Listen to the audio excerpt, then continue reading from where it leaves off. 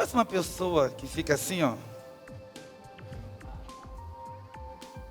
direto na internet, focada na internet, focada na televisão? Conhece?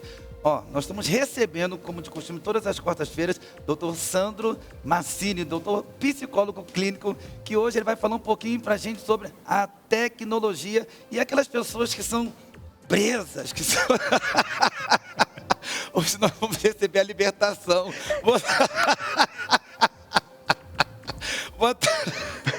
Boa tarde, Renato. Eu tô precisando. Como vai? Tudo bem? Um prazer estar aqui, né? Ô, meu amigo. Mais O que uma, você vai falar mais uma hoje? Estou linda até com tarde. medo. Hoje vamos falar sobre dependências de tecnologia. Dependência de tecnologia. Acredito que é um mal, né? Eu acredito que é um hábito de todo mundo, não só dos brasileiros, hein? De todo mundo. Todos. Sim. Seja na televisão, seja com televisão, a pessoa que fica 24 horas na televisão, seja na internet... Nos computadores, nos computador. smartphones, né? E por aí vai. É importante, né? é um tema muito atual, Sim. né? Muito atual. E acredito que se não fosse a internet, né? A pandemia, a gente teria sofrido muito mais com a pandemia, porque a internet nos facilitou, a internet possibilitou a gente estar próximo de pessoas queridas. Por meio das redes sociais, pelo meio de ligações, de WhatsApp. Então, a internet trouxe uma certa fluidez nesses momentos tão difíceis que passamos durante a pandemia. Só que o uso em excesso, este que é o problema, né? Como quantificar o que é razoável, o que é natural e o que é patológico? Esta é a questão. Essa é a questão.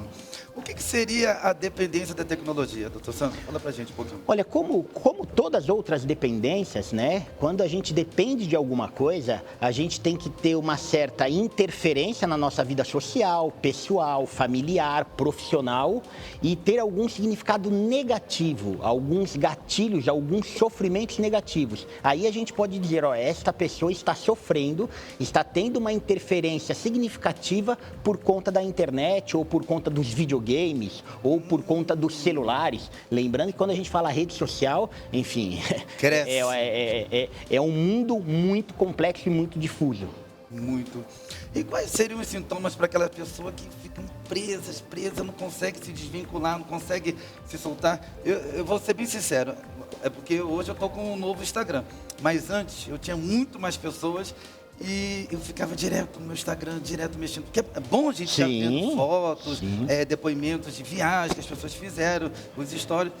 E eu acabei que eu parei um pouco de ficar seguindo as pessoas para não ter que ficar olhando e ficar preso nessas redes sociais. Como que as pessoas podem se desvincular das redes sociais, não tirando o total dela? Então, a gente precisa usar do bom senso, né? Hoje a internet, as redes sociais é fundamental e faz parte da nossa vida. Eu acho que é impossível a gente se ver enquanto ser social sem o acesso à internet. Mas, como você disse, a gente precisa balancear, porque a gente somos seres sociais. Então, a gente precisa do afeto, a gente precisa de manter o relacionamento com os outros, né?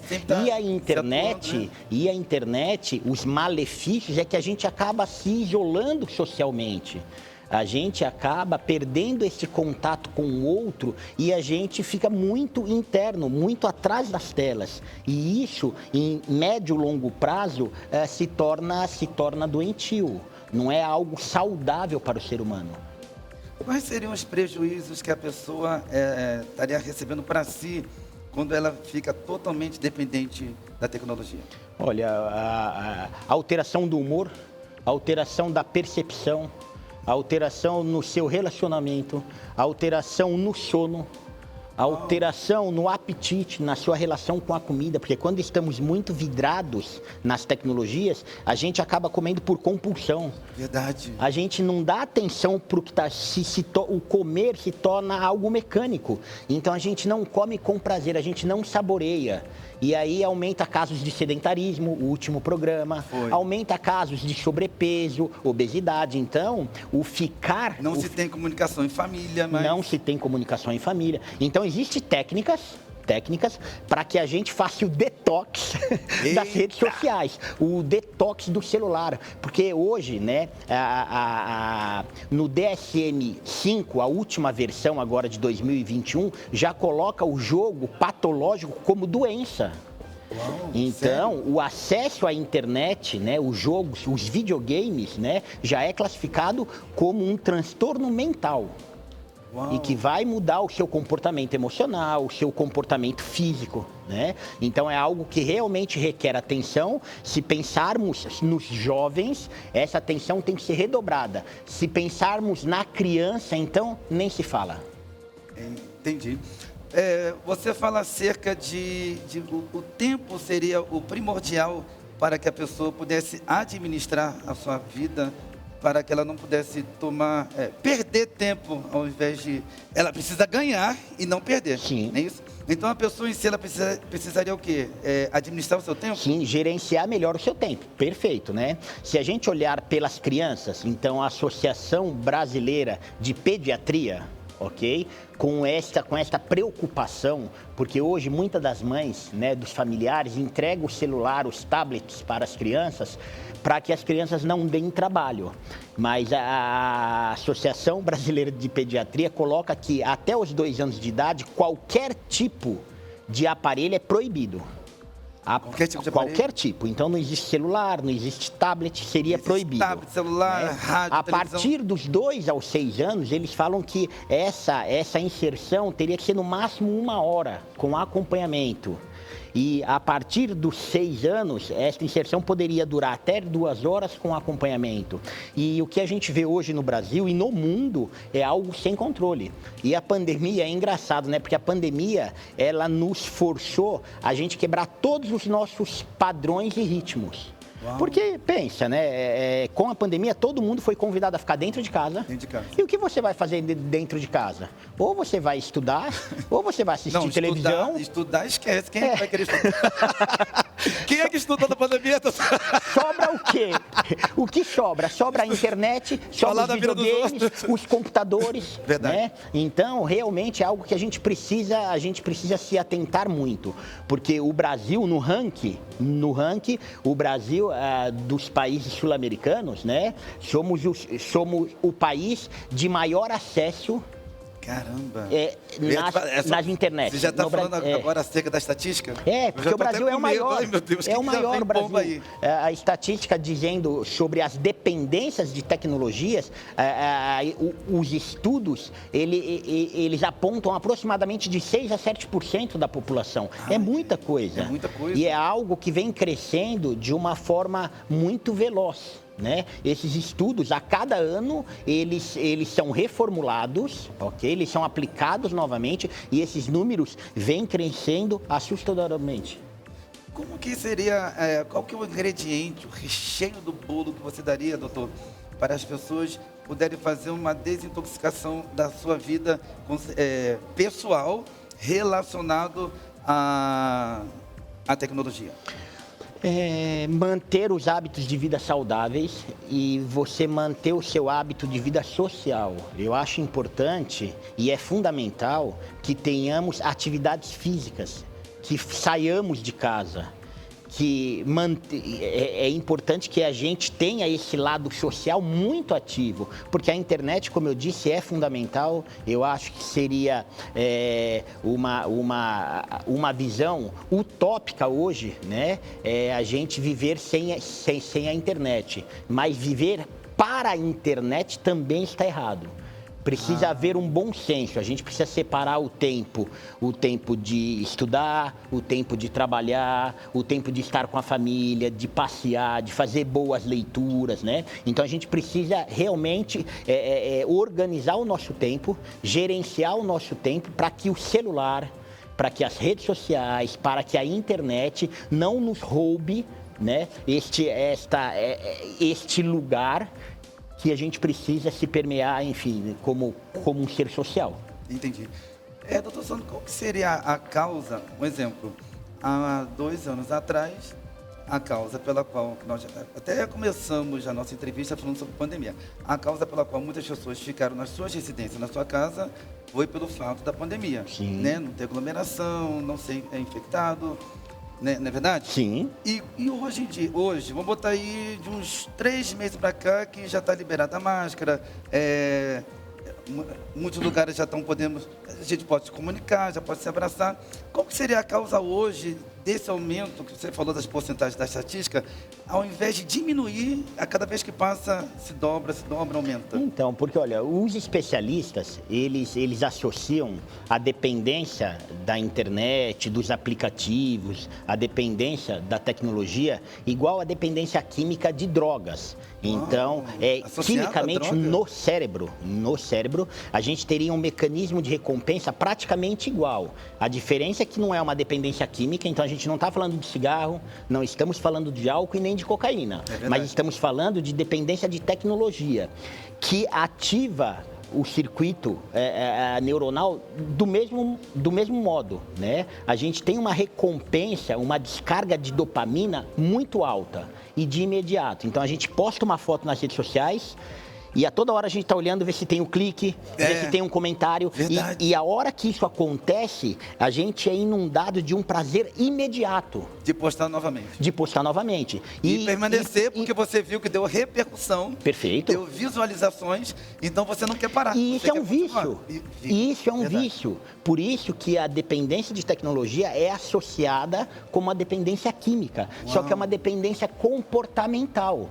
Porque te induz a um comportamento repetitivo, ok? Repetitivo. Porque você vai fazer, você olha o link, aí você repete, aí você coloca outra foto. E tem pessoas ainda que passa horas neste ritual, e aquela foto, aquela mensagem, aquela publicação que não teve muitos likes, a pessoa apaga e coloca outra. Então, até viralizar, porque ela quer, que aquilo que ela postou venha se tornar mais público ainda. Sim. Então veja que realmente a tecnologia, ela é fundamental, ela é muito boa, ela facilita muito, porque hoje com a tecnologia nos trouxe um certo conforto. Se a gente olhar hoje a maneira como a gente consome livros, a gente pode consumir livros em e-books, revistas, jornais, supermercado, tudo hoje a gente tem condição de fazer através das redes sociais. Então, tem um lado positivo às redes sociais, né? A internet, ela trouxe muita facilidade, mas, ao mesmo tempo, ela rouba a sua ação, né? A sua prontidão e a sua necessidade de fazer as coisas. Entendi. Na sua visão clínica, né, como psicólogo, qual que é a orientação que você daria para todos que estão nos assistindo nesse exato momento? Até mesmo, assim, um exemplo, nós estamos falando sobre tecnologia, né? Tem aqueles que ficam presos no Instagram, como eu já falei aqui, eu já confessei. Mas é bom demais o Instagram. O meu caso não é videogame, não sou frustrado. Muitas pessoas são videogame, outro Instagram. E a estatística, sabia? Desculpa te cortando, os meninos, Sim. Eles são, assim, a estatística de dependência de videogames é mais para meninos. Sim. E para meninas são redes sociais.